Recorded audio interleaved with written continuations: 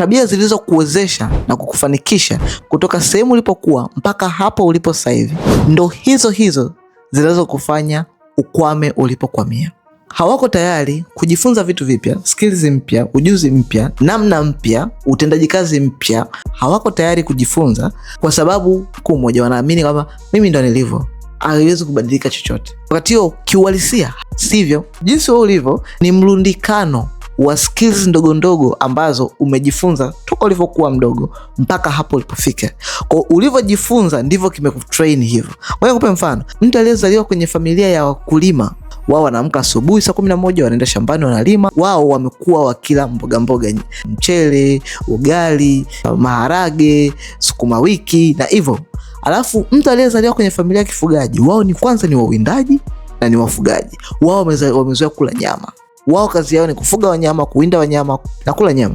Toka alivyozaliwa mpaka hapo alipofika, yeye kakuwa hivyo. Kwa hivyo, chochote kinachoendelea kwenye maisha yake, sio kwamba yeye ndivyo alivyo, hapana. Ni ujuzi ambao umejirundika kwake. Akifika polini, akakaa kafumba macho, anajua movement zote zinazokwenda za sungura aliyeruka, swala aliyepita, sijui nini kilichofanyika. Ana uwezo na anaweza kufanya timing. Hiyo ni skills, sio kwamba ndivyo alivyo, ni skills ama ujuzi alikuwa nao.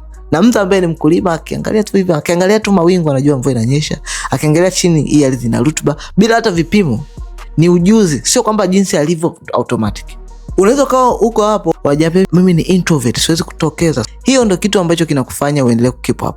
Na walisema kwamba sio kwamba wewe ndio uliko hivyo ni introvert. Ngoja nikwambie kitu kimoja. Unaweza kulearn vitu vipya. Kwa mfano, ngoja nikupe mfano. Mimi familia yangu yote, baba yangu na mdogo wangu, nilikuwa sijakutana nao toka nikiwa kipindi niko olevo. Nimekuja kukutana nao nimeshamaliza chuo kikuu.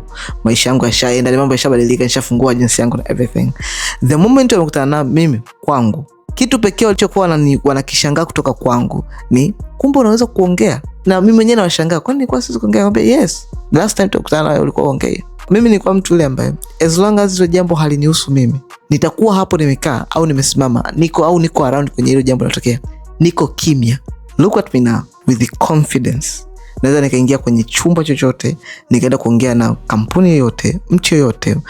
Kitu ambacho kitaweza kukufanya ubaki pale ulipo ni zile sifa ulizokuwa nazo ambazo zimekulaze kutoka ulipokuwa mpaka hapo. So, kama unaona unahitaji kutoka hapo ulipo kwenda sehemu inayofuata, jifunze skills husika. Itakaweza kutoka kwenye sehemu moja kwenda sehemu inayofuata. Na kama wewe ni mjasiriamali na unataka kujifunza kuhusu marketing, sales, namna gani ya kuscale biashara yako, comment neno course. Nimeandaa course maalum ambayo nimefundisha haya yote kwa pamoja.